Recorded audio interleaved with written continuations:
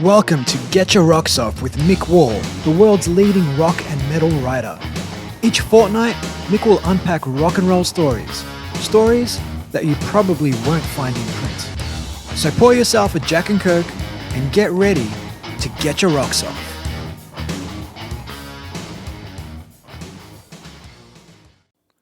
Hi everyone, my name is Steve Glaveski and I'm the founder of No Filter Media. As you know, Mick Wall has spent over 4 decades interviewing rock stars and chronicling their amazing stories. And today, in part 1 of this special 2-part bonus series of Getcha Rocks Off, I'll be turning the tables on Mick and unpacking his story. Part 1 of our conversation focuses on the early years, taking in Mick's childhood all the way through to Sounds Magazine, Heavy Publicity, and the inception of Kerrang magazine in 1983. As you might expect, there's plenty of sex, drugs, and rock and roll, but also some really valuable life lessons to take out of this one. So strap yourself in for part 1 of the Mick Wall Story. Mick, good to see you. Nice to see you too, Steve. Always a pleasure to chat. And, today a little bit different to perhaps what you're normally used to. I mean, you've spent over 4 decades interviewing the who's who in the world of rock and roll. But today we're going to turn the tables. We're going to talk about the Mick Wall story. You know, people know you as perhaps the world's leading rock and metal writer, everything from Sounds to Kerrang to Classic Rock Magazine to your books, writing for Mojo, all sorts of stuff. You've done it all. And I guess a good place to start this might be, why did you choose to become a writer, Mick? It's a terrible cliche, but it feels more like it chose me. It wasn't that I thought, oh, what shall I do? You know, I just was good at writing at school. And I liked, kids, they draw, like any kid sitting, 5, 6, 7, whatever I was, drawing and all that stuff. But I would also write pretty much the same story every time. Usually a mad scientist brought a dinosaur back to life and the dinosaur destroyed the world. I wrote that story probably 50 times. But it became the only thing I was really good at. And by the time I got to my teenage years, I had an English teacher who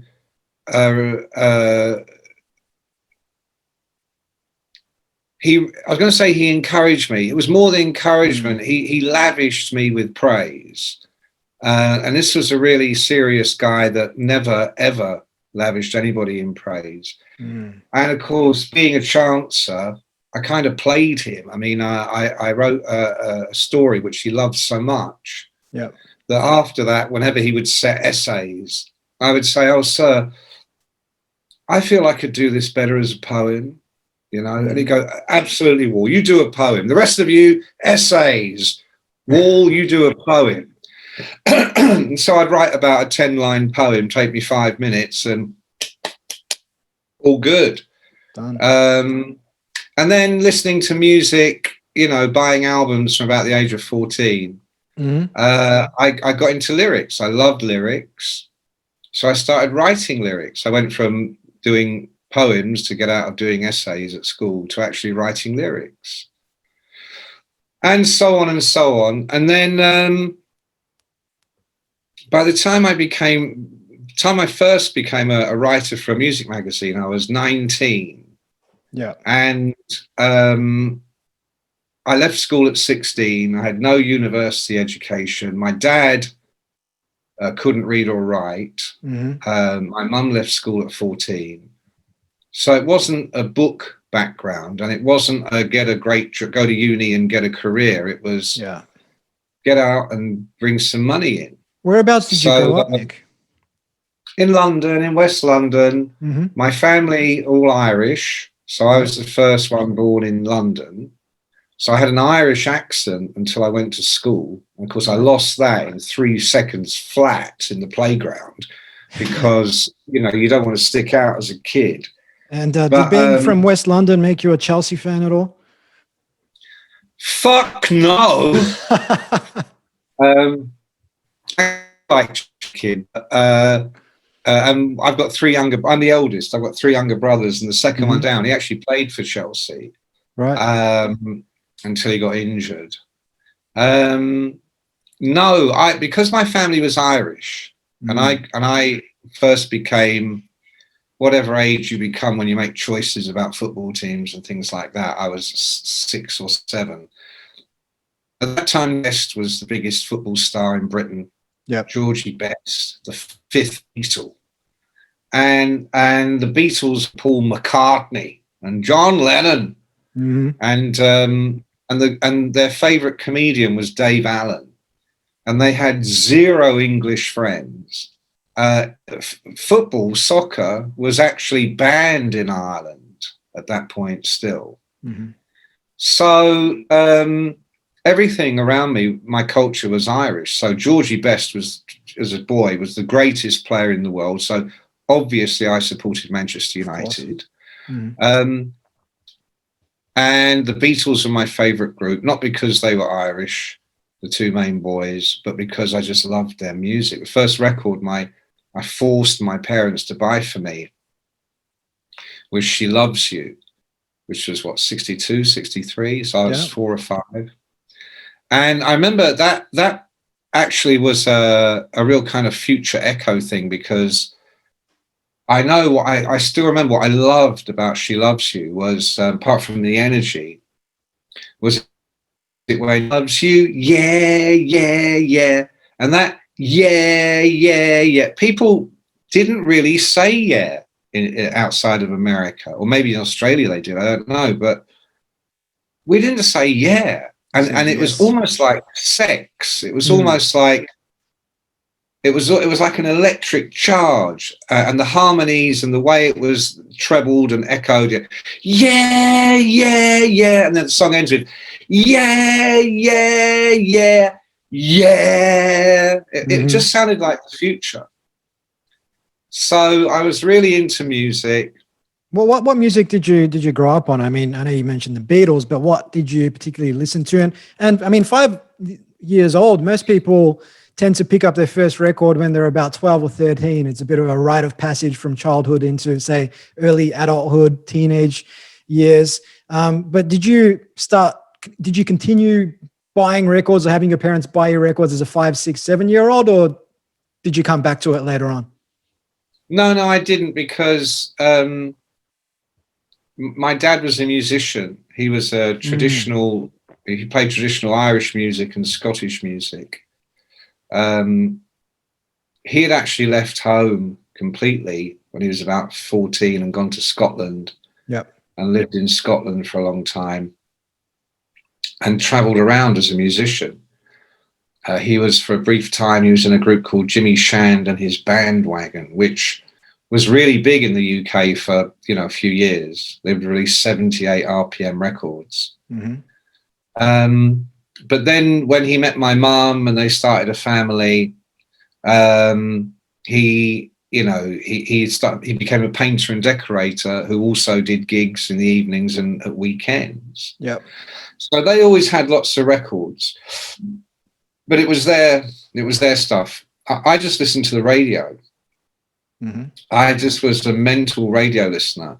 And then when I was about 13, the first kind of keyboard cassette recorders were available. And I got one of those, and I would just tape songs off the radio.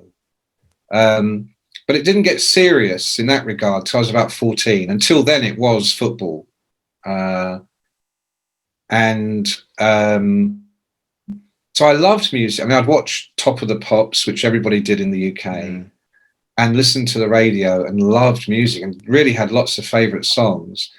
But when you get to LPs, albums, that moment where you start buying albums with your own pocket money and maybe read music paper, that was 14. And at that point, for me, it was David Bowie, Rod Stewart and the Faces, Elton John, T-Rex, the Stones. I'm sure a lot of people did this over the years. They whatever your entry point. Mine was 1972, but maybe it was 1992 with a Nirvana record, and suddenly you go back and discover the Sex Pistols or Black Sabbath or whatever it might be. You've got a whole history there to check out. And it was the same for me. I went back and started buying Bob Dylan records and Rolling Stones records and Jimi Hendrix. What was it about rock and roll that enamored you at the time? I mean, you mentioned the yeah, but was it something about perhaps the values you grew up with? I mean, you mentioned no one outside of America said yeah. Britain at the time, I imagine being a young boy in London, perhaps it was a little bit more conservative. I mean, what was it about the rock and roll that really grabbed you at the age of 14 to spend your own pocket money on it? Excitement, a way out. You know, I mean, my family were what? Poverty. Yeah, poverty. So you guys were a working class family. Oh yeah, but I mean, you know, working class / underworld. You know, underground. I mean, my dad worked for cash, and he worked for himself. So he would be hiring people or firing people, or he'd be hired or fired. And it was all these days what you call the black economy. I mean, I don't think the tax man knew he existed for most of his working life, but it made stuff really hard at home. So we never had a holiday. Right. My dad decided once I got to the age of 10 that I was a grown man, so no need for birthday cards or Christmas cards or presents or anything. And then there was a rough patch in my early teens where my parents were so poor that my dad persuaded my mum to go to the Social Security or whatever it was in those days and tell them that he'd left her and to claim benefits. And so it was all kind of, someone knocked on the door. It was, don't answer it, you know. Someone rang the phone. It was like, no, leave that to me. You know, it was all that stuff. So it was shitty. But I went to what's called a grammar school, which was for, in those days when you got to 11, you took all the kids took an exam called an 11 plus. And it was like an intelligence test. And based on that, your senior school, you either high school these days, you went to either a grammar school if you were really upper echelon university material, or you went to what was called a comprehensive if you were, you know, smart kid, maybe vocational. And if you really weren't so smart, or these days you'd say academically inclined, you went to what was called a secondary modern, which was people that would end up working in factories and on building sites. And it was really clearly delineated. And but my parents, A, being Irish, B, being basically illiterate and having no clue what any of this meant, all my friends were getting brand new bicycles if they passed their 11 plus and went to grammar school. And I got fuck all. I remember coming home and saying to my mum, all my friends at school have got letters saying how they did in the 11 plus. Did we get a letter? She went, oh yeah, it's in the drawer somewhere. You know, so I found it and opened it myself. And I was going to like the best boys' grammar school in the area. But I begged my parents to change it because the thought of going to an all-boys school to me was, you know, prison. Horror. So I got them to change it to go to the second best grammar school, which was co-ed, which to me made it the first best grammar school, because that was the other thing I was into from a very early age was girls. So it wasn't the connection for me was always about escape. So, you know, like, I mean, by the time punk came along, literally just 4 or 5 years after I bought my first albums, I was 18 when the Sex Pistols released Anarchy in the UK. It wasn't so much the Pistols, but the Clash and all those do-gooder groups, you know, this kind of like, you know, Paul Weller being completely grossed out at the thought of being in a limo, you know. And for me, it was all about being in a fucking limo, diving into a swimming pool, babes everywhere, hookers and blow. I didn't even know what hookers and blow were when I was 14, but that was the dream. Shitloads of money and a lot of angst about being so rich and famous. I mean, the classic rock star Ziggy on the other side of the rainbow. That was the dream for me. And at that time in music, that was our social media. In Britain, we had exactly 3 TV stations. You could have Shit 2, or Shit 3. I mean, we had BBC, but there was no, you couldn't go, oh, I don't want to watch this politics program. Let's go to 203 and see if there's a movie, or, Yeah. It was That a reminds fucking me of that National Lampoon's movie with Chevy Chase, the European Vacation, where his son Rusty, they're in the hotel room and, Dad, something's wrong with the TV. There's only 3 channels.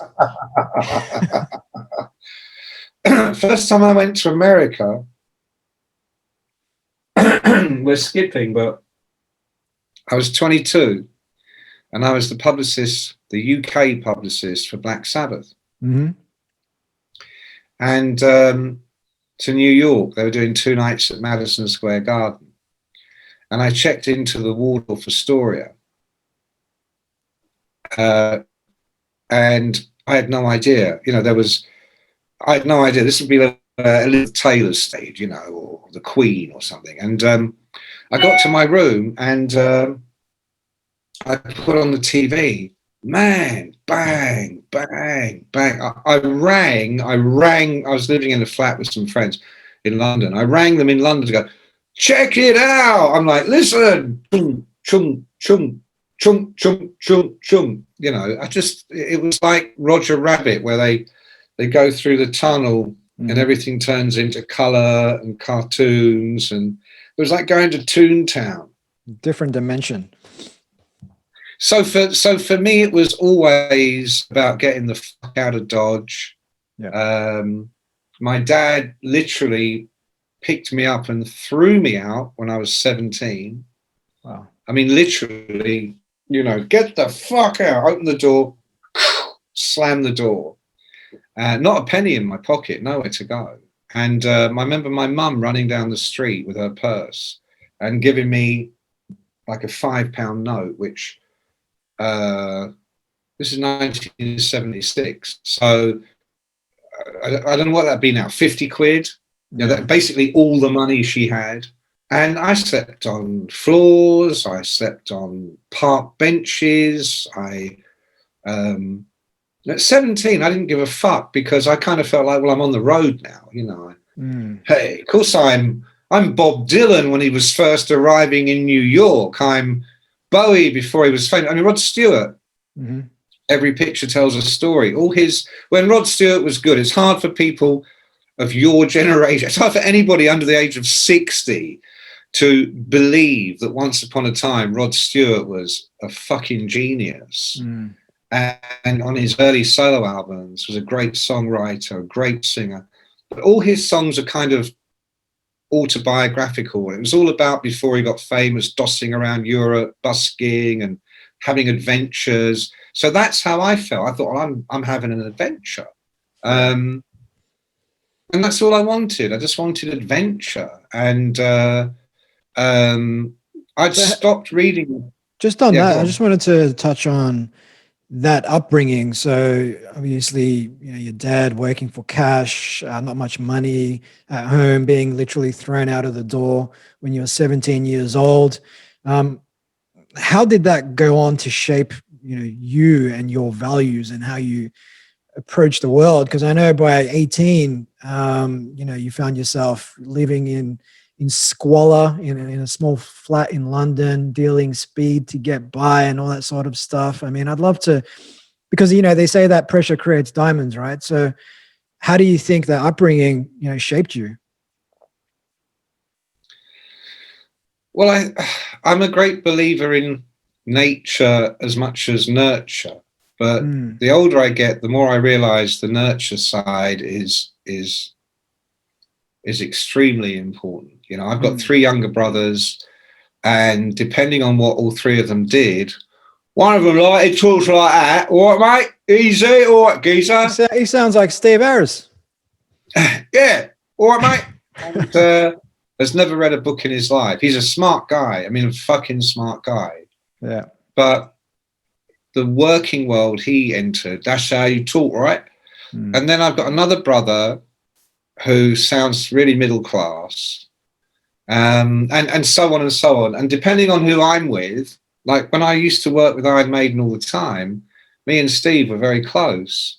And yeah, when I was with Steve, it might be a bit more like that because that's how it is, you know? Fuck off.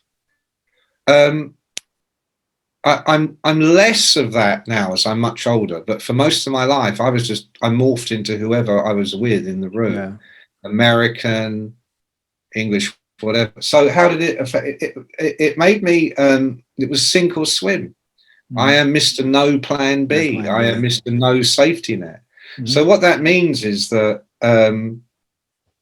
you know, no one becomes a well-paid writer or a well-paid anything overnight, but a writer about music, I mean, I think I averaged about 12 quid a week my first year, and it was awful. And so for years, I mean, right up to, I think actually goes beyond that. So at different points in my career, because I was always trying to stop being a writer. I thought being a music writer was really wangy. I didn't read any music papers by the time I'd been thrown out. It wasn't a small flat, it was a big hippie house. It was an old guest house that all these hippies had taken over. And you had your own room. But I worked on a building site. I did quite a few jobs as a dishwasher. I blagged my way into a few jobs as a chef, which was hilarious. What was your specialty, Mick? Burning every fucking thing I tried to cook. That was my specialty. And going out the back, smoking a fag and drinking tea. I mean, there was the best job I ever had as a chef. And this is when I was 25. By the time I was 25, I'd already been around the world. I've been on telly. I've been in newspapers and magazines. And but now I'm working as a dishwasher, as the cook at Richmond Ice Rink. And Richmond Ice Rink, because it's mainly kids, and they had an out front desk where you get a sandwich or Coke, or whatever. But if you wanted a burger or something like that, they go, "Chef, 2 burgers, please." And I'd be out the back with a book in one hand, fag hanging out, bottle of vodka. I go, "Oh, fucking hell." So I'd have to put the book down, get a burger on, fag. And that was the best job I ever had, because it allowed me to get pissed, read books, smoke, and at the end of the night, nick a few steaks up my shirt, you know. So that to me was, I've landed on my feet, you know. But I was also a furniture remover. I was the only white guy on a gang of black guys that were furniture removers that did everything for cash. Again, all the pre-internet and computers, you could do all this stuff. They used to call me Mighty Mouse because I was little, but I was strong. And they were big fuckers, you know, but I didn't want to make it seem like I was the weak link. So I was always getting stuck in. But I've kind of lost the point of this, but in terms of values, sink or swim, do or die. You know, like in the movies where they go, look, if it's him or me that's going to die, it's going to be him, not me. Yeah. And so on that, Mick, you know, no plan B, sink or swim, you know, you had all these jobs which nobody really aspires to be a furniture removalist or things of that persuasion, or burning the burgers out in the back of some ice rink. But it was like 1977 when you responded to an ad to write for Sounds magazine. What can you tell me about that? It was actually, end of 76 and beginning of 77. Mm-hmm. Sounds magazine, which I'd never bought or read, even in the days when I used to buy music papers, because it was kind of the junior music magazine. There was the NME, Melody Maker. They were the two big guys. Yeah. And then Sounds, which had launched in early 70s. There was nothing wrong with it. It just wasn't the big major player. And they ran an ad that said writers required, and here was the key point, writers required, no experience necessary. And I literally thought, that's me. Yeah. No experience. And it so happened that one of the girls that lived in the house, I was 17 when I moved in. They had all been through university and come out the other side. So they were all 23, 24, 25, which to me was fucking ancient at that point, but also a different planet because they'd been through university. Their humor was much more sophisticated. I mean, I'd done grammar school, so there was a lot of very middle and upper class people there, and I wasn't completely unfamiliar, but it was a different culture, much more elevated. And one of the women there, so beautiful, oh my God. And I fell in love with her, but she was like 24, you know. But she had a young, she had a younger brother, Pete Makowski. And Pete Makowski was a couple of years older than me, so he would have been 19 or 20. And he'd been writing for Sounds since he was about 15 or 16, something like that. I can't remember his story. I think maybe he might have got a job there working as an office junior. In those days, Steve, you'll find this hard to believe, but when you worked in an office, you had lots of juniors who would do all the shit work because you couldn't just put it in a folder on your computer. You had to stack up a load of paper and give it to someone, and they would take it to the special room and put it in the file. And, you know, there were tea ladies that would come round once in the morning, once in the afternoon with trolleys of tea. Did you want a biscuit? You know, completely fucking different worlds. I think he got a job doing some shit job like that and then got into writing. And it was very like Almost Famous. He was like the UK Cameron Crowe because he would send him off to, you know, he to this day, he's still very good friends with Richie Blackmore because the first time he met Richie in 74 or something, he'd run backstage like a fan and just gushed over Deep Purple saying how amazing, Richie, you're my fucking favorite guitarist ever. And he wrote a review which said the same thing. And at that point, people weren't writing reviews like that about Deep Purple or Black Sabbath or Led Zeppelin. And so Pete became that young teenage star. Now, I wasn't aware of any of this. I just knew her name was Yvonne. I just knew him as Yvonne's younger brother. And he seemed cool. He always seemed to have some good records. In those days, you'd carry around LPs. You go to visit your mates, you'd bring some LPs, you know. And I got close to him because he was a lovely guy, but mainly because I wanted to shag his older sister, and I thought this might be a road to it. Turned out it wasn't. But then I was like, what do you do, Pete? So I write for Sounds magazine. And I instantly thought, what a fucking awful job that must be. I mean, you go to a gig and now you got to write about it. I mean, it just makes something like a homework assignment. Like, fuck that, right? But then two things happened because I was dealing speed and he would come around to buy it from me. And he took me, he said, look, do you want to go and see Thin Lizzy? Because I didn't know. I found out soon after I became a writer, you always get a +1. In those days, you always got a +1, couple of tickets. But you run out of friends that will go with you because you're doing this all the fucking time. They might go to a concert 3 times a year, but you're ringing them every Tuesday, Wednesday going, do you want to go and see so-and-so? Do you want to go and see so-? And they're like, oh, no. You end up going on your own. You end up going on your own to everything. You stop asking people because it's too much of a pain in the ass, or you get to the point where you've attained a certain status, so you know you're going to go backstage at some point, and now you've got the fucking friend hanging. It's just, you end up going on your own. And he said, do you like Thin Lizzy? I love Thin Lizzy. It was the year Boys Are Back in Town being a hit. He said, do you want to come and see him? Fuck yeah.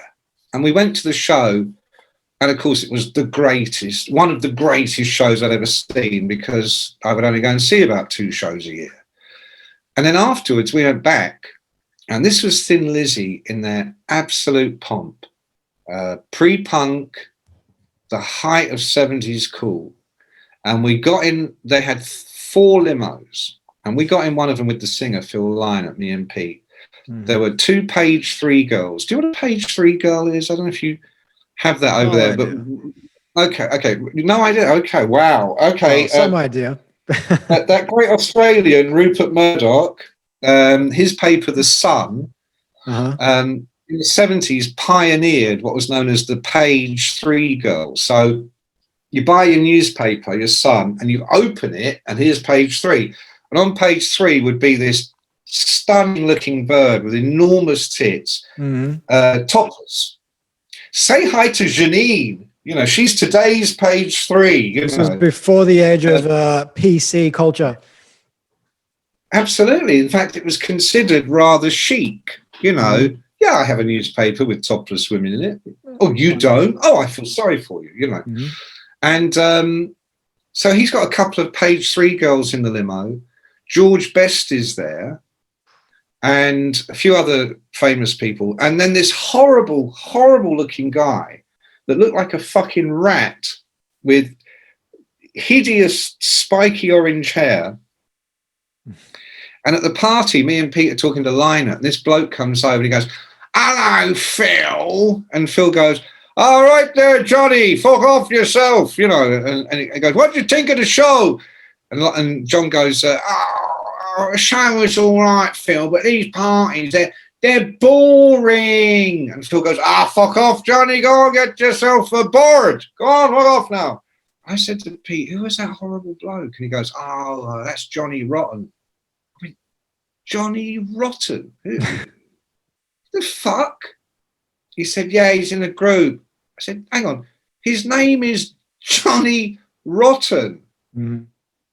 And I think literally 2 weeks, 3 weeks later, Anarchy in the UK came out. Fantastic record. And I couldn't believe it was that bloke.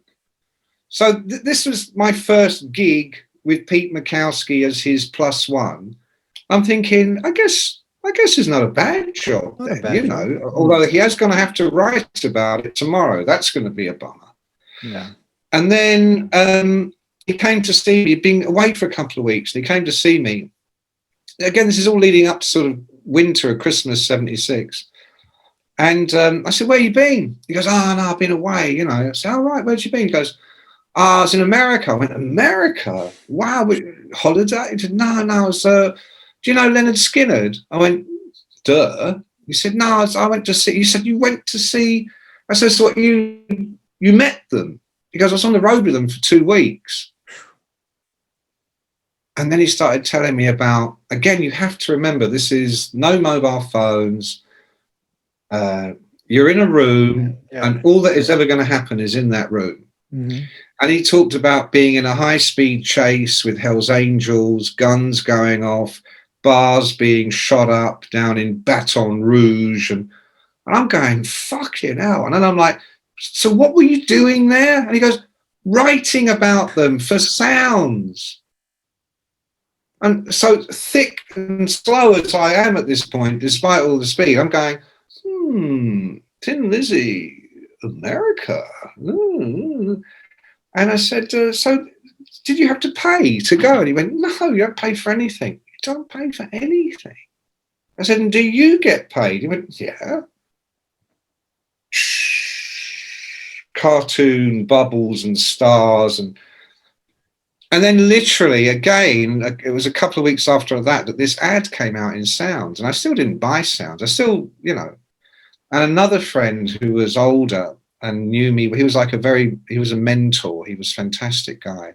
Probably the most charismatic artist I ever met. Way more than an Axl or anybody you could care to name. This guy was from the gods.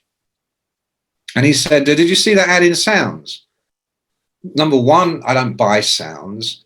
Number two, what the fuck is he doing looking at sounds? He's from Mount Olympus. He said, yeah, there's an ad, you should have a look. So I went and found it, and it literally no experience necessary. And I went, that's me. And you had to send in this is a long story, so I'll cut it short. You had to send in a test piece. I sent in a test piece written in biro about the David Bowie Low album, which had just come out. And I spent hours and hours to the point where the paper, so many crossings out, and, you know, when you're speeding, you know, the piece of the paper I sent them were like, had holes in, and they must have gone, what the fuck is that? But I got a generic Dear John letter saying, thank you, you're not successful this time, but if you ever think about contributing reviews from your local area, because that was the thing, you could be a useless cunt who can't write a word, but if you lived in some far off fucking town and Thin Lizzy to play, and you could piece together, their editors would polish it up, and, you know, they just wanted, it had to be anything outside of London. Of course, I knew nothing, my local area, so I rang them. I said, I got your letter about my, so I would like to, I said, okay, where do you live? And I went, London. And you could, now I see them going, you know. They just went, to be polite, they went, okay, we'll do a test piece. So I did another test piece. I reviewed the In Your Mind album by Brian Ferry. Same thing. Sent it in, nothing. So I rang them up and they went, oh yeah, no, that was it. Nothing.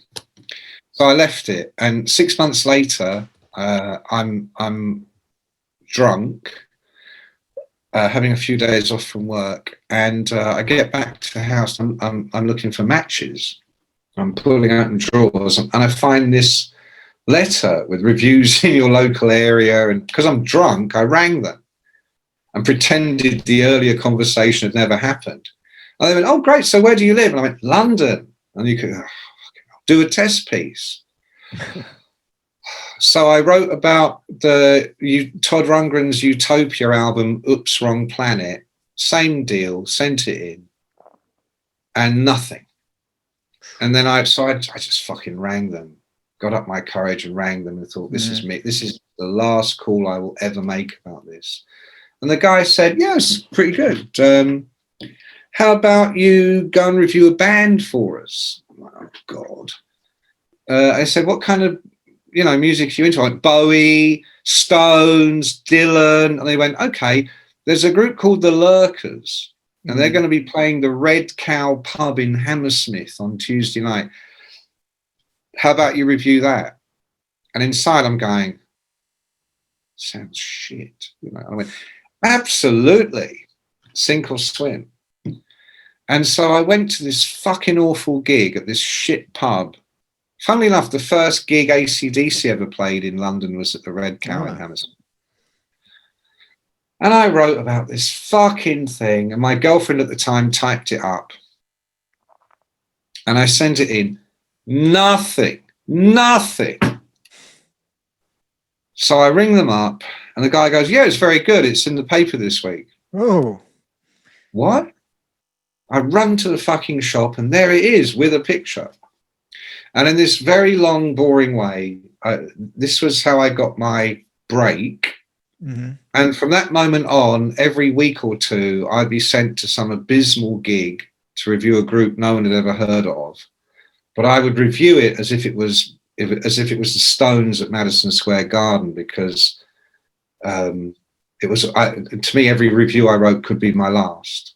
Yeah. And this was the dawn of punk. So suddenly there's a million punk bands every night. I mean, music is exploding. Music doesn't explode anymore, ever. But back then, it literally was.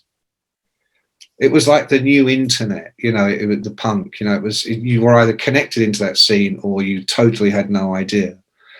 And so I connected into it, and but years later, actually, it made me think. When I was the editor of Classic Rock magazine, I remember young writers. I would might ring them up and say, listen, thinking he's a talented young guy, I'll give him something, you know. And I can remember this happened a lot. I'm going to pick a name out of the blue just because I can't think of anything else. What do you know about Black Star Riders? Mm-hmm. Nothing. Well, do you fancy? Well, I don't really know much about it. And I used to immediately think, well, I didn't used to think anything. I just never used to ring them ever again, because to me that guy was fucking useless. Mm-hmm. One of my second ever story in Mojo, they said to me, what do you know about Hawkwind? I went, everything. What do you need? They went, oh, that's amazing, because no one here knows anything about them. I went, leave it to me. And then I went away and researched every fucking thing I could find out about Hawkwind. That is my core value right there. You know, these days we say, don't ask permission. Don't ask permission, just say sorry afterwards or something. Ask for forgiveness, don't ask for permission. There you go. I was don't ask for permission. Mm-hmm. And if you get caught, maybe a bit of forgiveness you beg for, but you know, it was exactly that. And my fortune was that at that time in the world, you could get a shitty job drinking vodka and flipping burgers. You could be the only white guy on a black crew of furniture removers that at the end of the day, they just paid you in cash and smoked a joint. And, you know, that was my fortune. It made life really, really hard.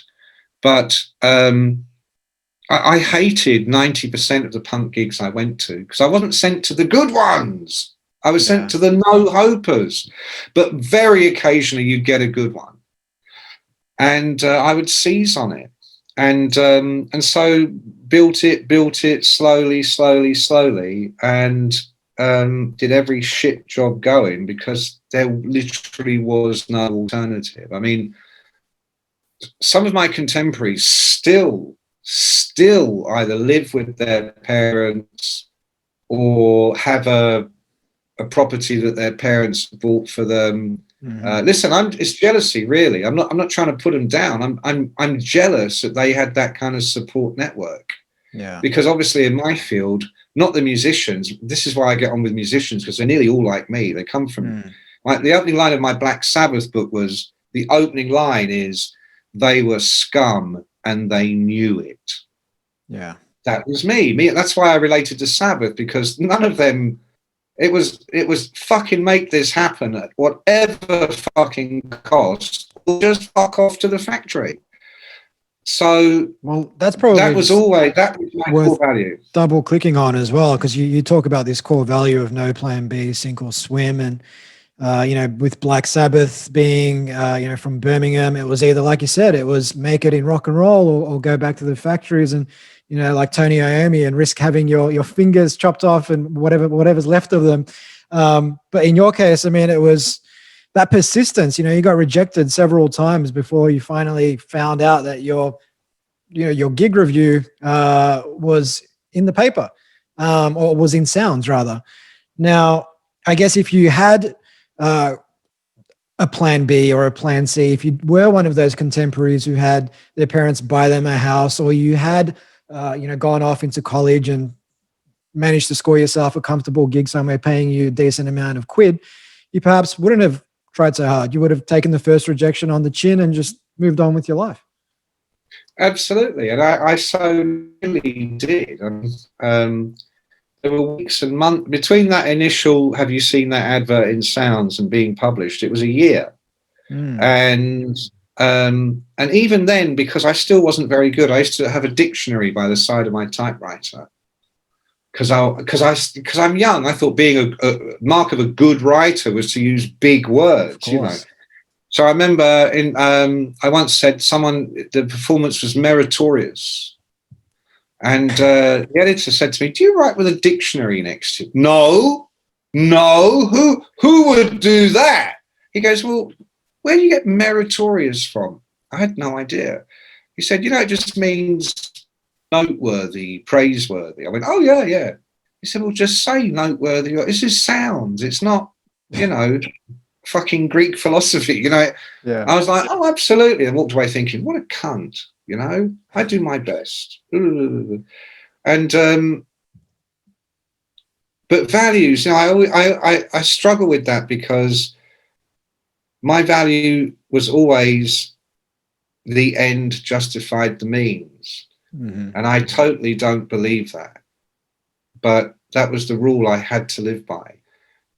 And even at this stage of my career, when it comes to money, I need therapy, because it becomes not even tribal, primitive. In my head, if someone fucks me up over money, I can't get past it. You know, I will leap out of the bushes with a knife, you know, and people will be going, but Mick, it's only 500. Only 500. I mean, I don't jump out the bushes, but in my mind, that person is on the shit list forever. Yeah. And that is so stupid. That's self-harming. That's damaging. There's no upside to that. All I can say is that my way of trying to make that better is through my children. I have 3 children. Mm-hmm. How old are your children? My oldest daughter is 20. Mm-hmm. She's just begun her 2nd year English and creative writing degree course at university. Next generation. My ardent wish is that she can write my books for me and I can just sit there and collect the money.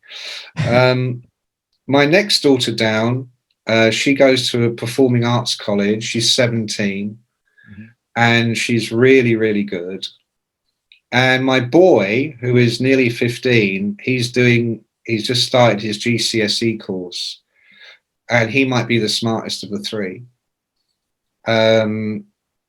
But I decided long before they were born, long before I was even married to my wife, that when I had children, they would all fucking go to university.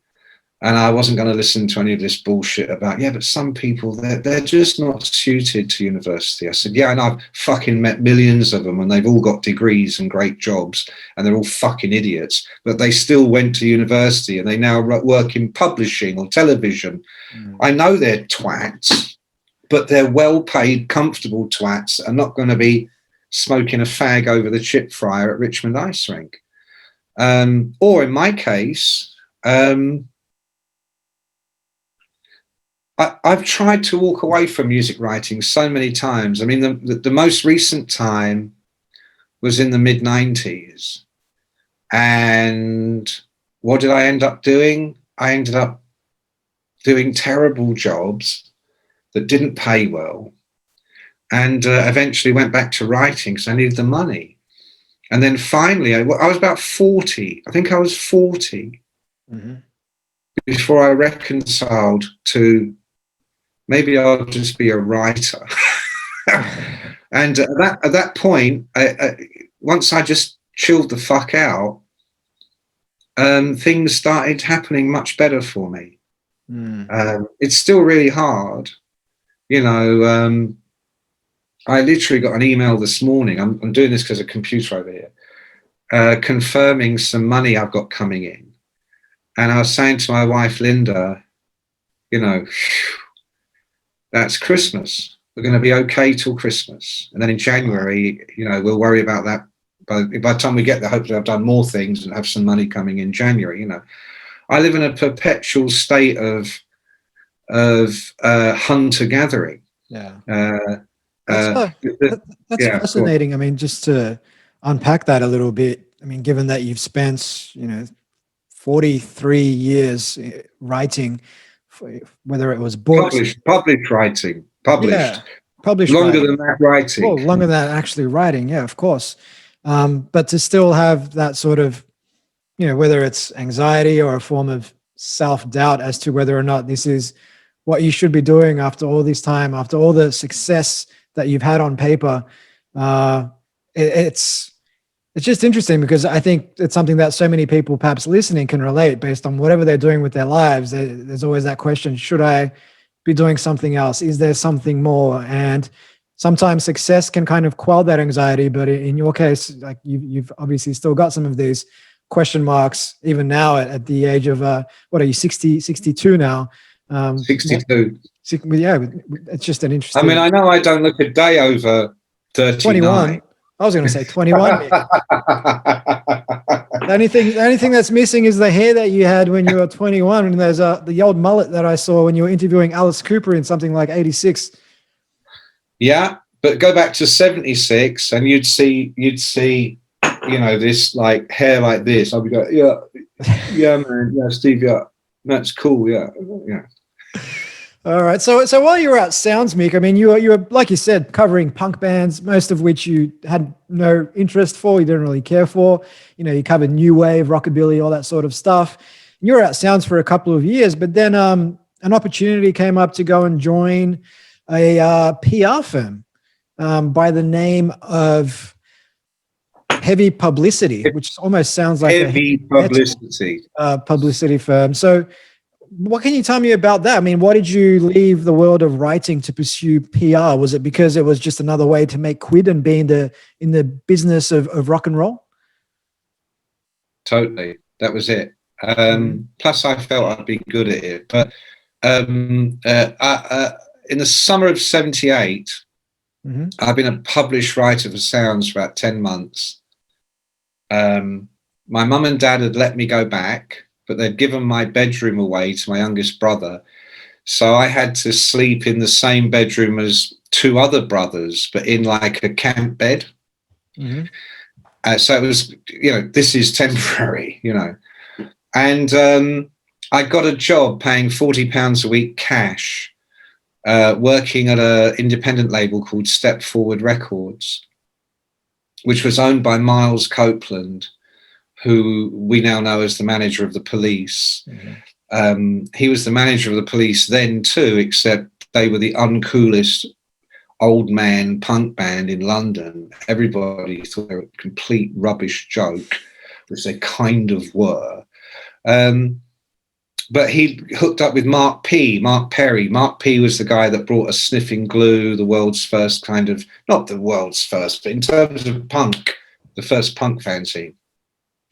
And so it was Step Forward Records, Illegal Records, Deptford Fun City Records. It was four people in a room, and I was one of them. And the famous groups were the Police would become famous after I got sacked, but the Police, Chelsea, Alternative TV, The Fall, Clock DVA, Squeeze, and a million other groups that you've never heard of and I can't remember. We had some reggae artists, and it was really horrible because the guy that ran the Publicity was a really fucked up guy. I don't really want to get into it, but he made my life miserable. So I used to spend most of my time, because everything was in the one building off Portobello Road, and downstairs was where they did distribution. They would literally get the records, put them in boxes and send them to the shops. And down there was the reggae guys, and they were always smoking these enormous jumbo-sized joints. So I used to, all right, guys, just coming to say hi. 2 hours later, they'll be yelling and says, Mick, where are you? So I hated that job, and eventually they sacked me. But just before they sacked me, I was still writing reviews for Sounds occasionally. But this was my job, and much as I hated it, it paid £40 cash every week, and I was at gigs every night. And instead of being a lowly stringer for Sounds magazine, I was Mick from Step Forward. It conferred it was a step up. Yeah, bit of status. Even though I was really miserable. And so I moved out of my mum and dad's and took a room in a flat. And I think literally 2 weeks after that, they sacked me. And I'm in a flat and I've been sacked. So what am I going to do? And so I got out my little contacts book, which really was a book in those days. And I began at A and worked my way through, just rang every person I knew in the business, which wasn't that many, and just said, look, if there's anything you need doing, you want a press release writing or someone to come in and answer the phones, whatever. And virtually the first person I rang was one of the partners at Heavy Publicity. And she said, actually, one of our guys is about to take a leave of absence for 12 weeks. He takes care of regional press, which is big artist comes in, the partners would sort out interviews in the NME and Daily Mirror or whatever it is. Mm-hmm. The regional guy would sort out your interviews with the Manchester Evening News, the Glasgow Herald, the dumb fuck middle of nowhere weekly. And so that was what he did. And they said, if you want to come in and do that for 12 weeks, we'll pay you £50 a week. So again, did I know what I was doing? No. What I heard was, we'll pay you £50 a week. I had to get 2 trains to get there, a bus, and back again. It was a fucking schlep, but I loved it. I fucking loved it. They did the PR for Dire Straits, just as they were having their first hit with Sultans of Swing. Mm-hmm. Black Sabbath, who had just fired Ozzy, so that could look dodgy. They did Journey, REO Speedwagon, Styx. They did the Tubes, the Damned, Hawkwind, loads of other ones that were small. And my first day in the office, I'd been in this really grungy punk Step Forward Records, everybody with, even me, with like spiked black hair, pale, and now I'm in this place where everybody's tan and long hair and wearing their Journey T-shirts and their fucking gold lame tour jackets. But it's really a lot of money. It's money. It's a cool office. And I sit opposite this beautiful blonde woman who is like the secretary, PA, whatever she is. And the partners are over there and they're really sophisticated. And literally my first morning, I am talking to the I don't know what your people's geography of the UK is, but when I say Rochdale, I mean somewhere up north, which in the UK means somewhere, you don't want to be. A minor fuck all paper, but I'm getting on great with them. And as I'm doing this, the woman partner, who shall remain nameless, came over and put a mirror. This is like 10:30 in the morning. Put a mirror on the desk in front of me with a couple of huge fat white lines, and she'd emptied out I haven't got one. Have I got one? Emptied out like an old-fashioned biro. She'd taken the ink thing out, so just and shoved it up my nose. And I just, like a pro, yeah, just a second, Mike. Yeah, but no, they're a really great band, and I'll send you the LP, And I remember she later told me she was that's when she knew I would be great, because I was so cool. I just did it, got back to work. And that to them was a mark of class. That to them was equivalent to going, you see, I got a first-class degree in wankonomics, so I'm wonderful. That to them was like, he's the real deal. Now, I didn't even know what that powder was. I was praying it wasn't speed, because by the end of my tenure as a speed dealer, I couldn't take it anymore. I couldn't. To this, I just couldn't. It really fucked me up. There was no buzz, no joy. Mm-hmm. It was like taking a pill of ultimate depression and paranoia. It just would fuck me up. Mm-hmm. But I did it, man, because a bit of my do or die brain knew if the chick was going to do this, and I go, oh, not for me, thank you. That closed a fucking door somewhere. Mm. So it wasn't about the powder. Didn't matter if it made me feel good or not. I just understood this was an olive branch. This was a test. This was so I did it. Now, it turned out it wasn't speed. It was cocaine. I'd only ever done cocaine once before, and it was in the company of this same woman, which is a great story, which I'll tell you in a minute. And I wasn't, cocaine, I mean, it really didn't do much for me. A lot of people used to say this. I don't know about now because we live in the age of super drugs, but cocaine would give you a buzz for 15 minutes and then you'd need another one and then another one. And now you're all gacked out and fucked up. Yeah. But in those days, heavy publicity, because it was the glam PR, we did the Damned. But that's because they were one of the punk originals. We did Blondie for 5 minutes. We did a few like that. But we did the superstar rock bands. And literally their USP, as we'd call it now, was, oh, hi, Steve. You're coming in to interview, who did I say we did? You're coming in to interview Mark Knopfler. Mm-hmm. Cool, man. Turn up at 11, 2, whatever it is. You turn up. We go, Steve, baby. Shh. There you go.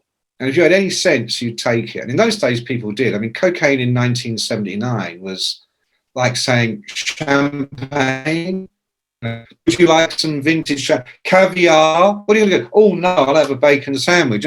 No, it's all part of the trip, And, and that's when I really understood. It wasn't about, is this guy a good guy? Does he like the album?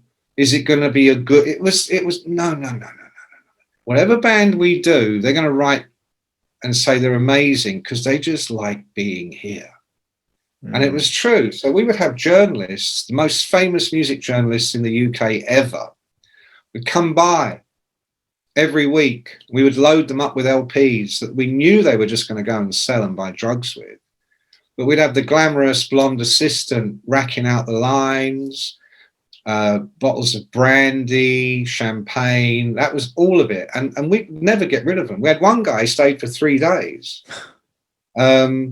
It's true. And then a really funny one was a guy called Malcolm Doane, who these days is a very famous metal writer. And in 1979, he got his break with a little magazine called Record Mirror, which was a pop magazine. It did not do rock. But suddenly, the editor told us he had this new guy who was going to write about rock. And he would come to our office and interview Hawkwind. We couldn't believe our fucking luck. Hawkwind in Record Mirror. It was like, okay. So this little guy turns up. He's the editor of the Jewish Chronicle or something like that. He's got a YAML car. He's really hyper. Hi, I'm Malcolm. And we were like, man, come in. Yeah. He's like, oh, no, I don't. And we went, oh, okay. Joint? Oh, no, not for me. Okay. Brandy? No. And now we've never encountered this before. So I remember saying to him, okay, well, what can we get you? Because it was unthinkable not to get them something. He said, tea would be fine. I went, okay, but tea, and he went, donuts? So we made him a huge pot of Earl Grey tea. We sent the girl out. She came back with a tray of 24 donuts, and because we didn't know how else to, He ate like one of them. We threw the rest away, I think, because nobody ate. So that was our trip, and I really got into it, and I started to know management, record companies, and that really impressed on me how lowly music journalists were on the totem pole. You had to play nice with them because, particularly with rock music, because in Britain in those days, you could not get a rock record played on the radio, you could not get a rock band on the television, and you fucking could not get them in the NME or Record Mirror, because by now it's all Post Pistols. I can't think who were big in the late 70s, but the real, you got the Fall on the cover of the NME, and I'm ringing them going, hey, Journey are in town next week. They're like, fuck off, you piece of shit. And because these music papers sold records, they really did. Without them, you couldn't have a career in the UK. You had to take them seriously.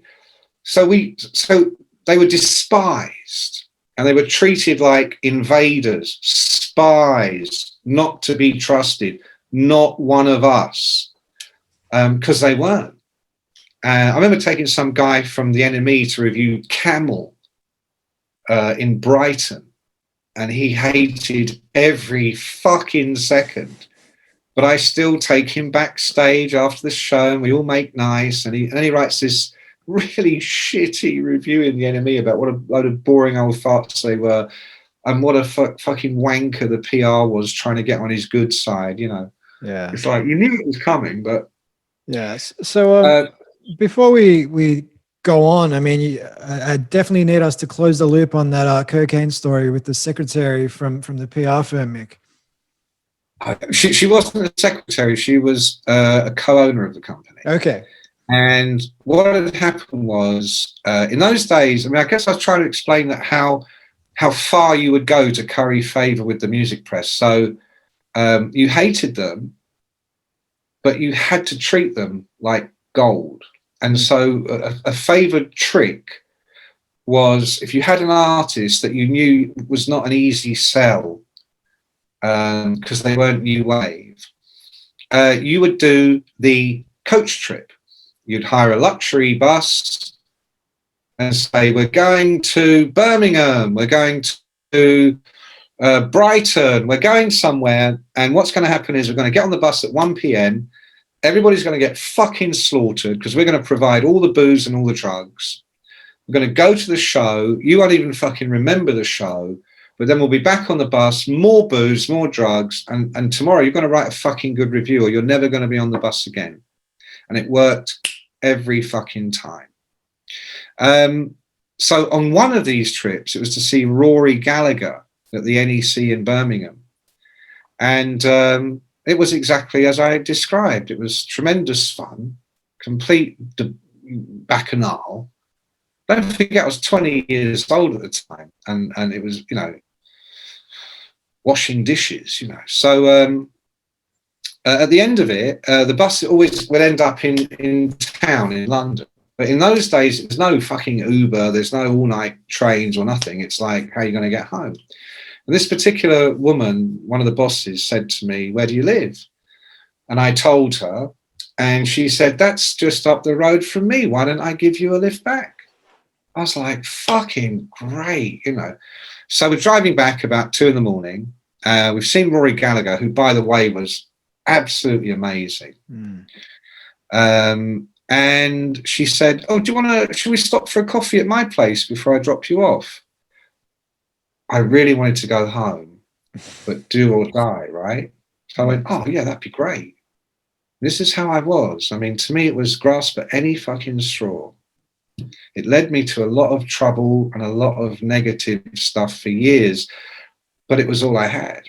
And it wasn't just negative, but negative as well as positive. So we go in, and I want you to picture whatever cliche comes to your mind of the late 70s. I'm with a female representative that is a music mogul. And we go into her house, and man, it is white, I don't know what you call it, that thick shag carpet, white shag carpet, you know, you buried into your ankles when you stand on it. Yeah.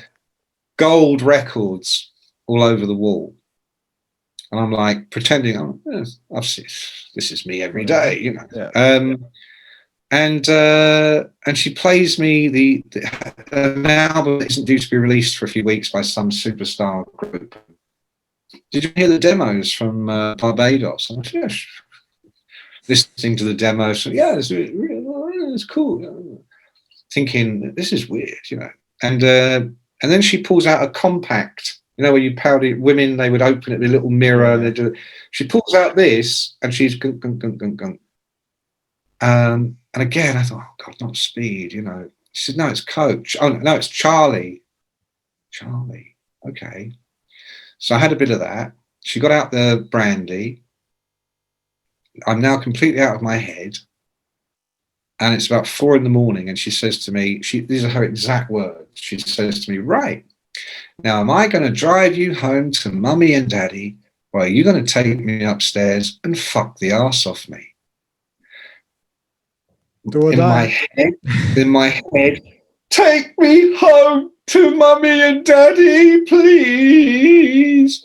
She was about 12 years older than me, which was a lot in those days. And she was not the most beautiful woman you've ever seen.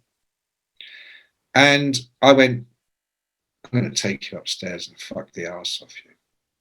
And so we went upstairs, and I'd had so much coke, which I'd never had before. And I so was not turned on. I couldn't get it up. Could not get it up. So then I went, as a joke, an embarrassed joke, I said, it's a shame you don't have any, shame you don't have a vibrator. She went, opened the drawer. Oh, no, oh, fucking hell, man. Anyway, this goes on for about 2 hours.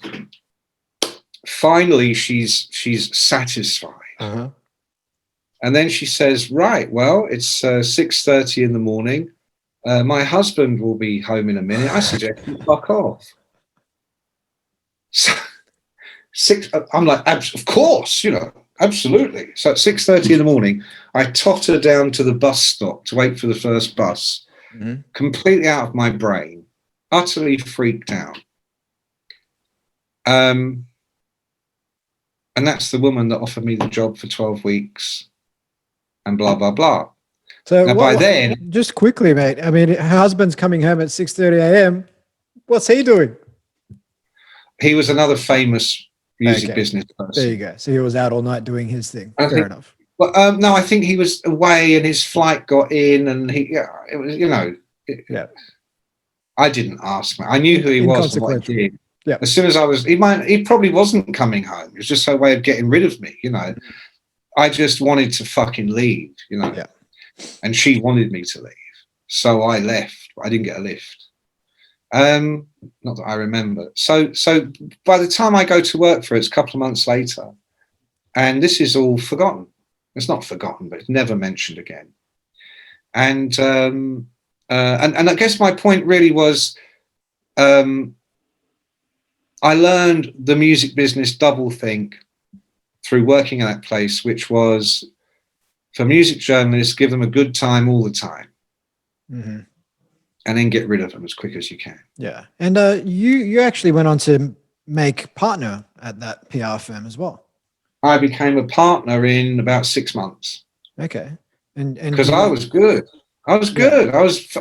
Guess what? I was good at talking shit and partying and being everybody's best mate. And it was the late 70s. I mean, I told you my dream was the Rolls Royce into the swimming pool. I remember I went from regional press to what they called the teeny mags, which was Jackie and True Love and Photo Secret Love and Boy Meets Girl and all that. They had loads of those magazines in the UK in those days. And they were just magazines for teenage girls, true life love stories, and will he ever see me again? But they would have pop columns in them. Yeah.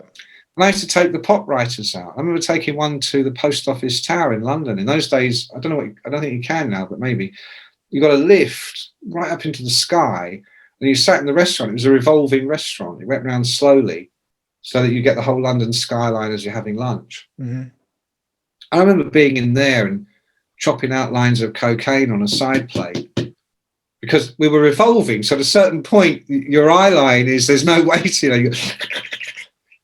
And so I was the fucking darling of all the teeny mags. Cocaine was a great entree into everything. And we always had loads of it wherever we went. And it became known as soon as I turned up, or one of the other people turned up, it's the fucking party starts now. And that's how we got loads of bands pressed that weren't popular. If they were a popular band, you didn't have to do that song and dance, but most of the bands you work on aren't popular. That's why they pay you money. And we would do things like, way before your time, in the days of vinyl records where albums would be 12 inches of plastic, we would tape, we get a gram of speed, depending on the journalist.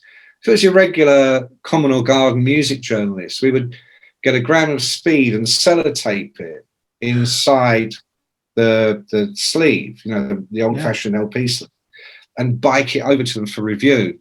We never got one bad review when we did that. if it was the editor of the NME, I'm going to say the NME, we never did it to the editor of the NME, but if it was an editor or a national newspaper music journalist, someone, you know, grab a Coke, biked over. One time we had a group playing in Edinburgh who had literally 5 minutes of punk fame in 78, and it's now 1980, and no one wants to fucking know. And I knew a music journalist who came from Edinburgh. And I said to him, you fancy a drink tonight? Yeah. He said, where do you want to go? I said, how about Tiffany's in Edinburgh? He went, what? I said, I'm sending over a motorbike right now. You and me, we're going to ride down to Heathrow. We're going to get on the shuttle.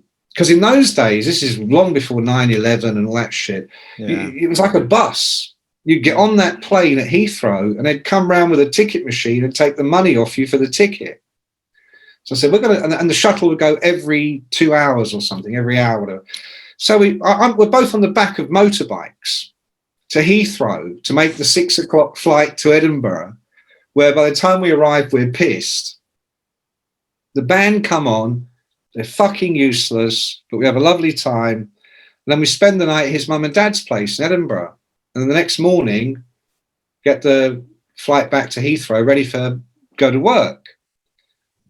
What a great review he wrote, you know? I mean, yeah. And it's important to say, look, forget, it's like people used to talk about payola in the 50s. It makes you think like, oh, wow, that really was another time. I mean, yeah, it was another time.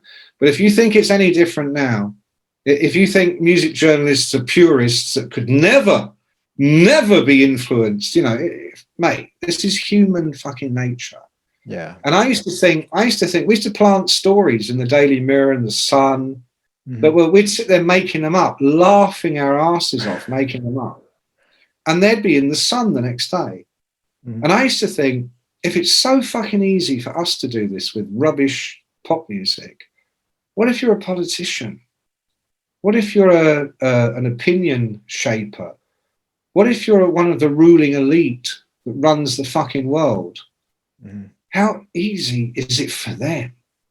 And so at that point, I completely gave up on believing anything I ever read in any newspaper. Well, that's been amplified.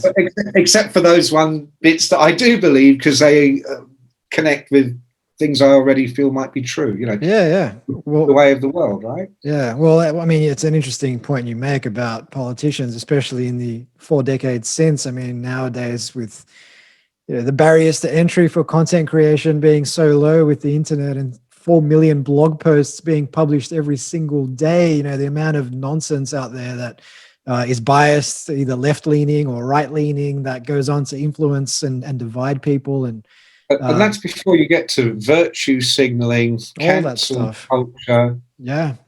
I can't say him or her. I got to say they. Oh, you've got to have you've got to signal your gender pronouns, Mick. I can tell you're a male based on the video. Well, I am right now, but any minute now I might change my mind. Tomorrow you might identify as a dancing hyena. Well, that was an early influence, obviously. So the PR firm, so you were there for 6 months, you made partner, but you didn't, obviously now we know that you didn't spend the next few decades in PR and public relations. How long were you there? Under 2 years. Just under 2 years. Why did you move on? Why? Yeah. By the time I became a partner, me and my partner, he's dead now. His name was Joe O'Neill. He was a few years older. I'm 21. He's 25. Again, that's a significant gap at that age. He's been in the business obviously longer than me. He's the senior partner, and he's a coke fiend. Because in the late 70s, early 80s, everybody in the business was a coke fiend. You didn't say he's a coke fiend. You went, oh no, he's great. I mean, we would turn up for meetings, and it was like in those days everybody smoked. So you'd pull out your pack. If you first met someone, you'd pull out a packet of cigarettes and, you know, would you like a cigarette? It was a very nice, socially welcoming thing to do. And we just took it to the next step with, we had a box of cigarettes on the table. You would help yourself, but we would also have a box of cocaine. And if we turned up at a meeting, we always brought cocaine, and we would bill the bands back. So on the invoice, it would say whatever you'd done that month and the expenses, and under expenses, it would say champagne and flowers for the band. And that was your cocaine bill. And that'd be often nearly always bigger than what you were charging them as a fee. But it nearly did always go with the bands, and just to keep the thing on the road. So with that in mind, by the time I become partner, every time he chops out a line, he chops out two and pushes the mirror over because we're both on the phone constantly. Same for me. And within a year, we had snorted our way through all of the profits into an enormous overdraft, into having our phones cut off because we couldn't pay the phone bill. We couldn't pay the £50 phone bill, but we've got 300 quid's worth of coke on the desk, which we go, these fucking phone people, they're fucking unreasonable. It got to a really bad place where he was really gone. I mean, he ended up seeing a psychiatrist. He started seeing creatures in his hands. Look, can you see it now? And you'd be going, yes, thinking, oh. And we'd be in meetings, with new clients, and you'd go, tell me something in the middle of, and then they'll be touring in October and the hour. You go, yeah. Tell me something. Can you see any small white creatures in my hand? So I bailed out. I mean, I didn't bail out completely, but I started needing time off. A week here, a week there. And then I came back from 1 week off and the place had burned down. What happened there? Take a guess. Insurance job.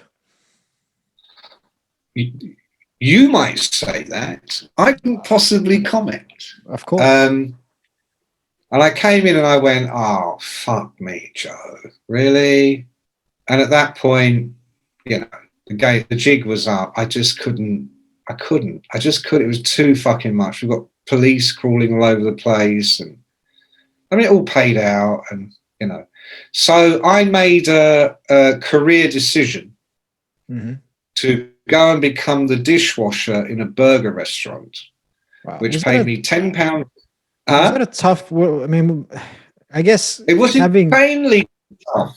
It was insanely tough because I'm 22 at this point. Yeah, but given where I'd been, to turn up at 5:30 in the afternoon, having spent all day lying in bed fucking around with some chick or drugs or something, to sit at a big old sink.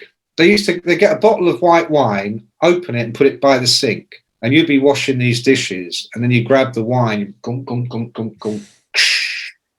On the fag breaks, you'd have a joint, because all the guys in there were young. They were all either younger than me or the same age. And they were all starting bands or hoping one day to, and I just kept my fucking gob shut because you're not going to make any friends by going, oh, you've got a little band and you're hoping to get a deal. Yeah. Well, when I was on the road with Thin Lizzy, forget it. By then I'd also had every drug that was available to man, on a regular basis. And I just kept my gob shut. At the end of every night, they give you a £10 note. Mate, that to me, it was a joy after Have You Seen the Creatures in My Hand and burning the office down. And I would be sent off in a car to Thin Lizzy's office to sit in reception all day until they gave us a fucking check. Pitiful stuff. Yeah. I'm going to wash dishes. I'm going to chat up gorgeous waitresses, smoke a joint on my break, drink 1 or 2 bottles of wine, and a nice £10 note at the end of it. I mean, £10 40 years later is, I don't know what it is now, 30, 40, I don't know, but it was more than enough to get me through the next couple of days. And I'd do a couple of shifts like that a week, ended up doing 5. It was kind of a rehabilitation in some ways, because it was so far from what I'd just been doing. It kind of helped me get back to earth. But in the middle of a shift one night, I'm up to my fucking shoulders in dishwashing. There's a phone call. I go to the phone in the office, and it was the tour manager of Black Sabbath, who I've been working with. Dio had joined the group. I did the Heaven and Hell album, and got great press for it. And he said, long story short, he just basically said,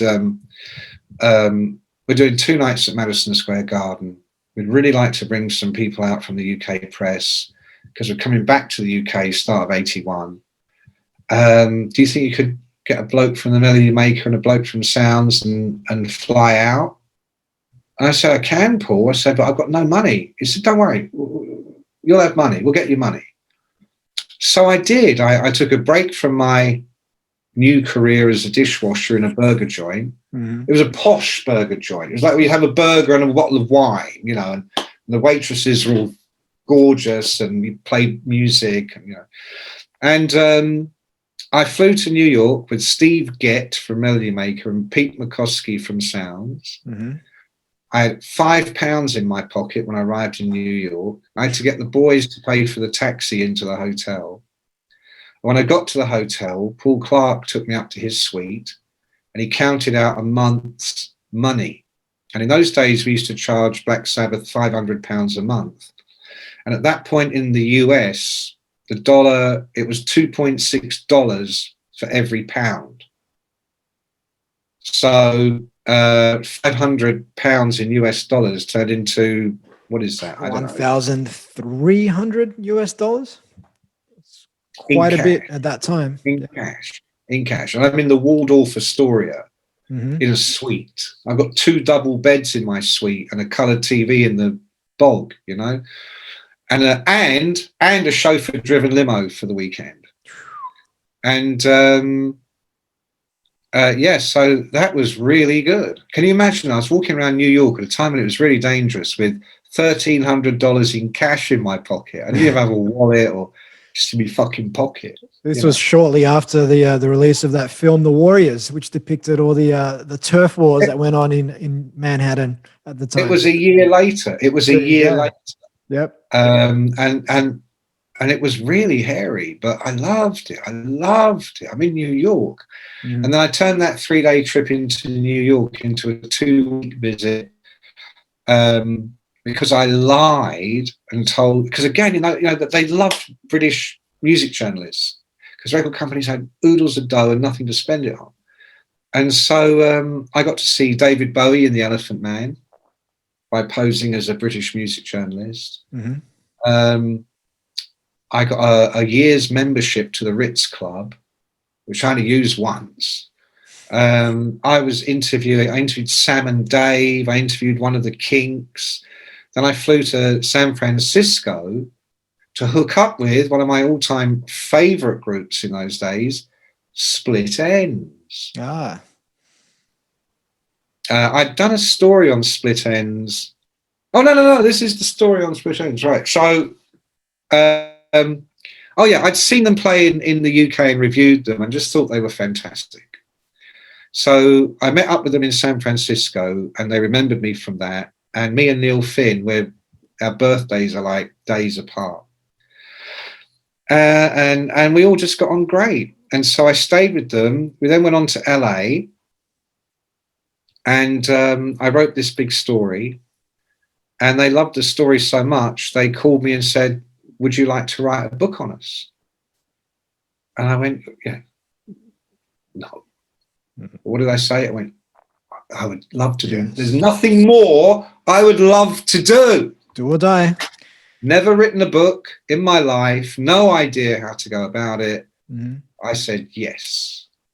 And that was the beginning of me realizing the dishwashing gig might have to go. So As I called difficult as it sound. was to turn your back on the kitchen. Yeah. I mean, I was really enjoying the dishwashing gig. I loved no responsibilities. Yeah. I mean, I ended up living with one of the waitresses a couple of years later. But I mean, I fucked a couple first, you know. I mean, it was As you just do. at certain points I was sleeping on the floor at the restaurant in the upstairs office and banging waitresses. I mean, with £10 in my pocket, you know. So Punching above your weight, mate. That's pretty good returns. So, leaning on my PR connections, I called the editor at Sounds, who I'd given many a good time to, and just said, Alan, listen, I need a gig. Let me write something. He goes, well, I've got a lot of writers. And I said, Alan, where I've been in PR for 2 years, trust me, I know more about these people than any of your fucking writers. I don't care about punk. I don't care about the truth or the kids. Fuck the kids. Fuck all that. I just want to write some fantastic rock and roll stories. He said, done. And the first thing I did was Thin Lizzy, who I knew really well from the PR days. And it really just fucking took off. Suddenly, my first stint, I've been a low rung stringer. Occasional features, but, you know, now I'm writing all the cover stories. And within a few months, I mean, I wrote about funk music, jazz, mainly rock, some punk. But then the rockabilly, Stray Cats came along and the rockabilly thing took off. And I loved all that. So now I'm the rockabilly guy. And I loved it because they were kind of punk in the sense that they were young and not old-fashioned. I mean, rockabilly, I mean, ultimately old-fashioned, but these were kids doing Stray Cats. I mean, I was in Berlin with the Stray Cats. We had a fantastic time. I remember the tour manager came into the dressing room. I'm in the dressing room. He comes in before the show and he literally goes, there's 3 of them and me, right? So he comes in, he's got a handful of grams of coke and he goes to the band, he goes, 1 for you, 1 for you, 1 for you, and 1 for you, me. Gunk. Yeah. So not quite punk, but with all the edge of that world. But these American guys and coke is. Can you imagine being with Paul? I knew Paul. I didn't know him. I met him a few times in those days. Miserable, boring, judgmental, fucking anal cunt, right? No one fucking liked him. No one still likes him except the people with their heads up his ass. Imagine going, Paul, 1 gram of coke for you, 1 for you, Bruce Foxton. You know, they'd be like, oh no, that's rockist. We are, you know, fuck off. You know, give it to me. So loved all that, and then I couldn't get a job on the staff at Sounds, and lazy fuck that I was sharing a flat with Sandy Robertson, who was a fantastic writer. He was a fair few years older than me, and I learned so much. You know, before I shared a flat with Sandy, if I was writing, like I told you, I'd be writing and rewriting, and you know, Sandy would I used to write notes, and then I would type, and Sandy put a piece of fucking paper in that typewriter, and he's Scottish. He's sitting, Mick, bash that shite out, and he'd go, brrr, there's your feature. I go, fuck me, man. That's, you know. So next thing, I'm bashing the shite out, and of course, it's like uncorking the dam or something. It's just whoosh, and had a great time. But he is getting every month he gets this lump sum of dough. I'm so jealous. Next thing, Virgin Records have a job going as a press officer. And after heavy publicity, I got offered jobs with all the major record companies because I was known as that great PR. You know, if he can get PR for Black Sabbath and Journey, imagine what he could do with the Human League and Japan and Culture Club, you know. So Virgin offered me a job, and it was more money than Sandy was getting. I just went, I'll take it. And it should have been a perfect job. It was a great time to be at Virgin. But by that time, me and Sandy were deep into what we used to call Henry, as in Henry the horse, as in the gear that makes you queer, as in the, are you going to take some smack or are you the most enormous bender I've ever met in my life? I mean, obviously said with a certain amount of irony and postmodern non-PC humor, but nevertheless, and that was the thing where my values and my do or die and everything, that just went out the fucking window, because it does with that drug.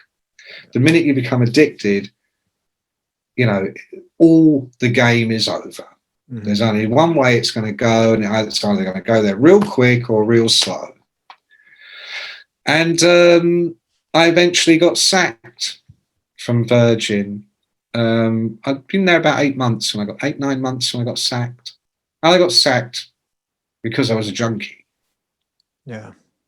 They didn't say that. They said we've had a number of complaints from managers of bands. And then the conversation moved on to that. And that was pretty devastating.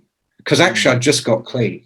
I had just got clean. I'd just gone through the cure for the second time. And I was in that good place. And I was working hard and things were happening. But the overlap, you know, it caught up with me. Yeah. So that was a bad scene. But so I signed on, moved into another flat in Acton with some other lunatics, and Flexi Pop, which was a new magazine that did purely pop music, but it used to come with, way before your time, it used to be a thing called a Flexi disc. Flexi disc. Okay. I was born in '83, Mick. So. Okay, so this is a year before you were born. Okay. And flexi discs, you could sometimes the enemy or someone would put one on their cover as a giveaway once a year or something. Yep. And you took it off, and it was literally this thin shit bit of plastic. You'd put it on your turntable, and in the most crackly, appalling way, it would play some music. So they built a magazine around it and called it Flexi Pop. And they needed writers, and in their stupidity, they rang me. And because I was a good writer, I mean, all those stories I'd done for Sounds, on front cover after front cover after front cover, everybody got the 4 music papers in those days. Everybody, especially if you're in the biz, and if you're in the pop magazine business, you always got to see what everybody else was doing. So I was very well known in that world at that point. They didn't know I'd turned into the junkie from hell. They just knew me from those days. I realized I hadn't seen my name for a while and thought, oh, shall we ring him? He could be good. And so it was good for a few months. What I said to them was, I go to my local pub every night. They've got a jukebox and they keep it pretty up to date. So whatever is the most popular song on the pub jukebox, why don't I do a story on that group that week? And they went, yeah, all right. And so I was doing stories on Bucks Fizz, which you've never heard of, Dollar, which you've never heard of.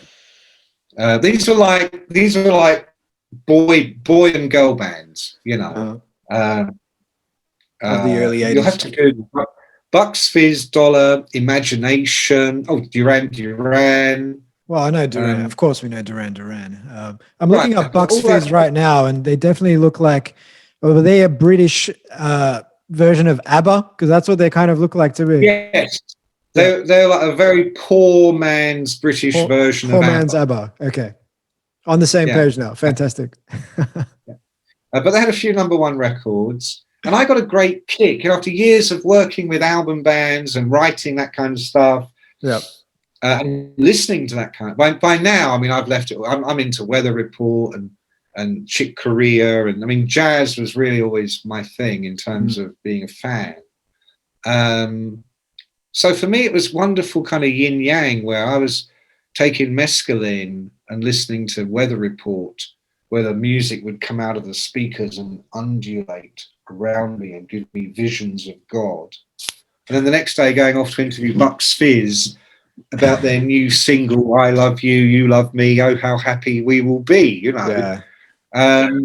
But hanging out with these 2 blonde birds, obviously no fucking talent whatsoever, but pretty and blonde and fun. I didn't have to pretend I liked their fucking album or their new song about the meaning of life was great, because they didn't write songs. They barely sang. I mean, you know, they just look good. What's not to like? So that was pretty good. But then unfortunately I relapsed and got back into the bad one. Henry. Mm-hmm. Henry, yeah. And then beginning of 83, this was do or die. I knew if I didn't stop, I was going to die. Not just like physically, but my life is over. You know, that guy I mentioned from Mount Olympus, the great mentor, I remember he rang me one night and said, do you want to come down the pub? And the pub, it was 5 minutes walk from where I was, and I wouldn't go. Because when you're on heroin, you can't drink alcohol. And when you're deep, you don't want to be sitting in a crowded room with people having a good time. You know, it's just your idea of hell. But I remember in turning him down, it really brought it home to me how fucking terrible my life had become, how I had become, what a cunt I was. So at that point, I took the third cure, and this time it took a long time, but I stuck with it. I stuck with that motherfucker. And then the thing that really saved me was I met a girl, and she'd never done heroin in her life. In fact, she was a speed freak. I didn't know that at first. She was just incredibly good looking. She was Greek. And, you know, you talk about the perfect 10. She was the perfect 10. She was. Man, she went all the way to 11. Filthy as fuck. I mean, I remember being in a call box ringing someone in the middle of the afternoon, and she got down and gave me a blowjob while I'm ringing, you know, the dole office to get my benefits or whatever the fuck it was, you know. I mean, that was a trip. But she was an art student at St. Martin's. And she just led me a merry dance. And then, you know, she ended up fucking all these guys at art college, by which time I'm back doing dishes. I'm working for a catering agency because I don't want to go back to music journalism. I'm reading Henry Miller. You know, I'm reading Tropic of Cancer. I want to be in Paris in the 40s and 30s, penniless, but writing immortal prose by night, you know. So that's what I'm doing. But in order to earn a buck, I'm working for a catering agency under an assumed name because I'm also signing on. So because I'm working under an assumed name, I've lied to them and told them I've been in Australia for a couple of years, and that's why I have no social security. And don't forget, no computers. It would take months to find the right card. And they're an agency. Who can be fucked? Send the cunt out and just get the money in. That's it. But it meant I was always on what they called emergency tax because I had no tax code. So I was always paying far more tax than I should. The idea being when your tax code comes through, you get a rebate. But I knew it never would because I was under no tax code. I was working as a guy that didn't exist. So I'm doing this and kind of getting off on it, thinking, you know, I'm a wild one. I'm a wild gypsy boy. I'm writing my fucking... I'd applied to be a mature English student. The University of London? Yeah, Queen Mary's College, which was very weird because a couple of years ago, my oldest daughter, one of the colleges she looked at was Queen Mary's in London, and I went with her. Full circle. I never did that in the end, but and I'm working at Heathrow Airport. I remember I was working at Heathrow Airport doing the 7 a.m. to 3 p.m. shift. I'm washing the pots and pans, and they're gigantic for the food they make, for the shit you eat on the plane. And so it's all mass produced. A lasagna thing is like, it's literally 4 feet deep. And it was a 24-hour shift, 7 till 3, 3 till 10, 10 till 7. It was 24 hours. So whatever time you turned up on whatever shift, there was always literally a mountain of these giant, filthy, disgusting pots with sinks that would go from your ankles to your chest, and you'd be up to your shoulders with a scouring brush for 8 hours, leave, come back, same. I've still got a little scar on my head where one of these things fell and hit me.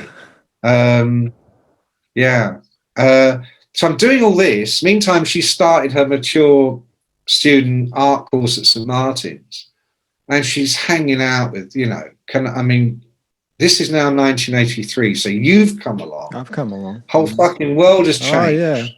You guys have come along and turned it into the 80s.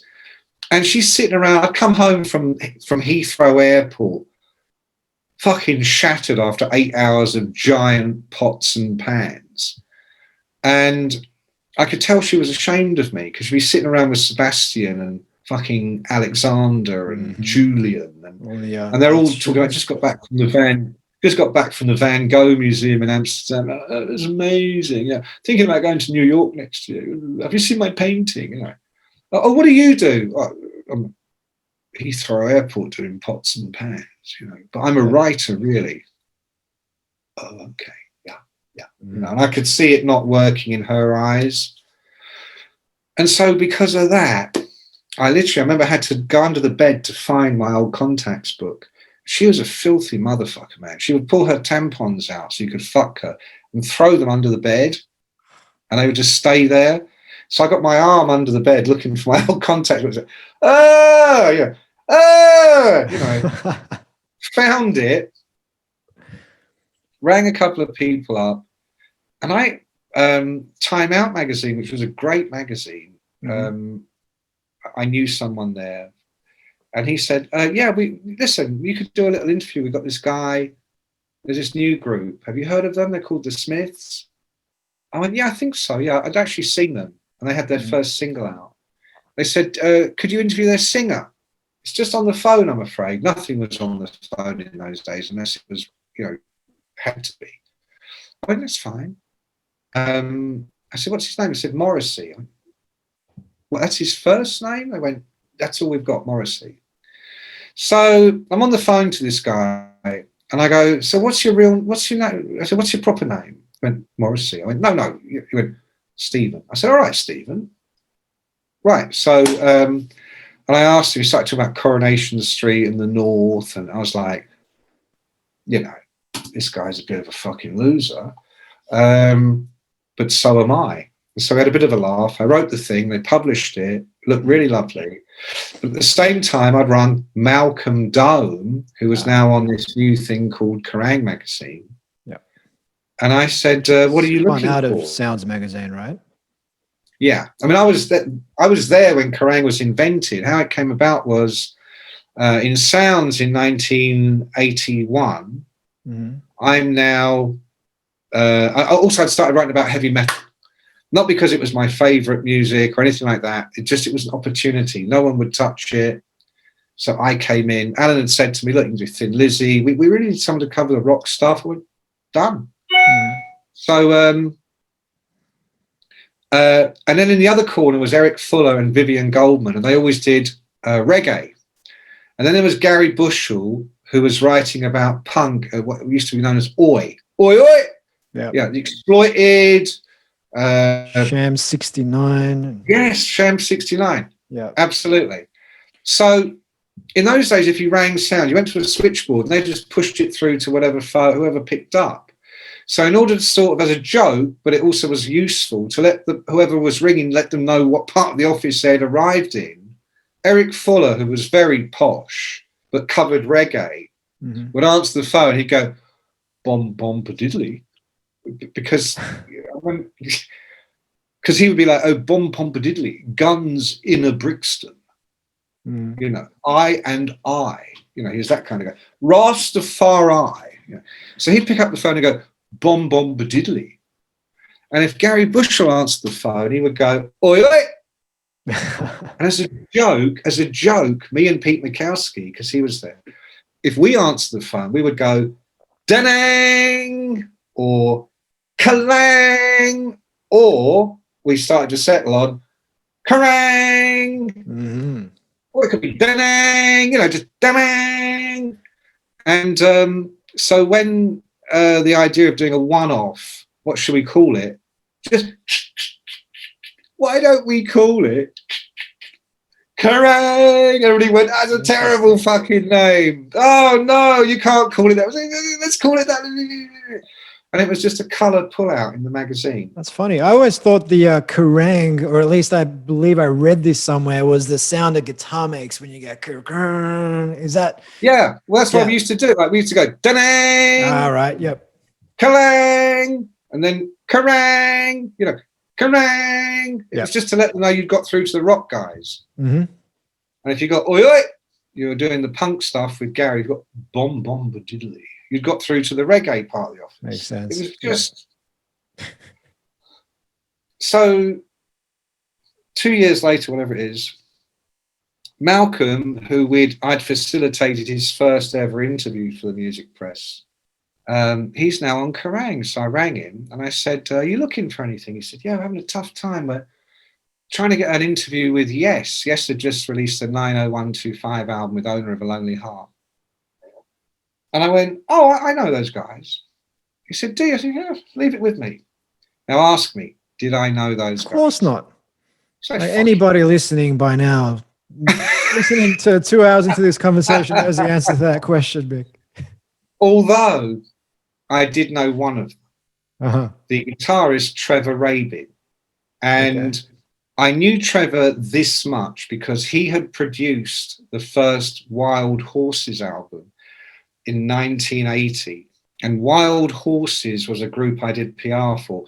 Wild Horses were formed by Brian Robertson after he got fired from Thin Lizzy, and Jimmy Bain after he got fired from Rainbow.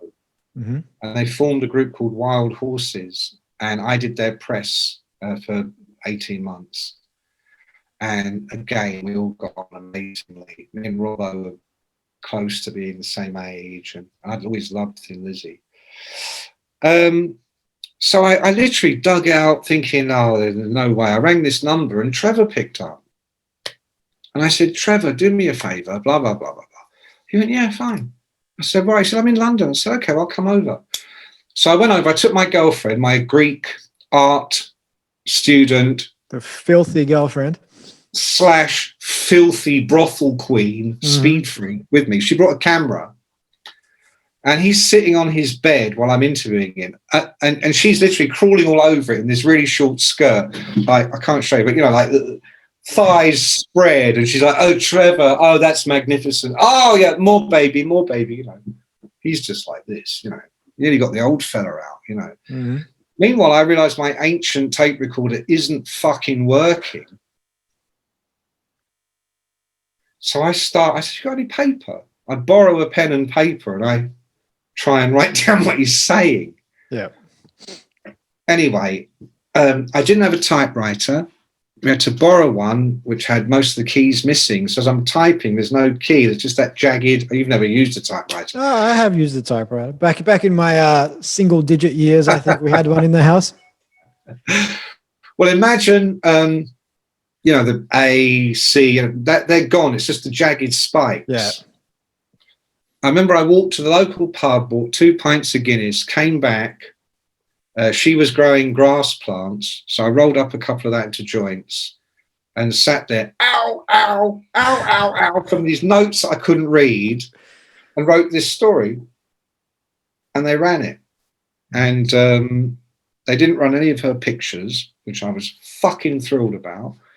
And then Trevor Rabin started ringing her to see if she'd go on a date with him, which she swore she never did.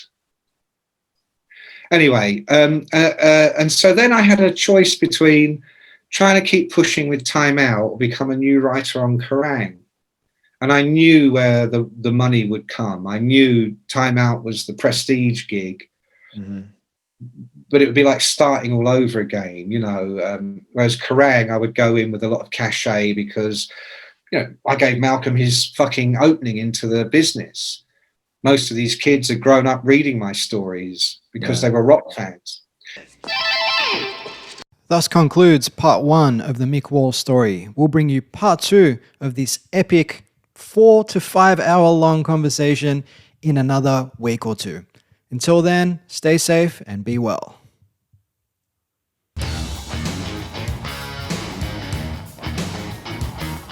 If you liked this episode, be sure to leave us a review, share it with a friend, or plain old subscribe wherever you happen to listen to it. For full episode show notes, visit nofilter.media/Getcha Rocks Off. This has been a No Filter Media production. Say what you want.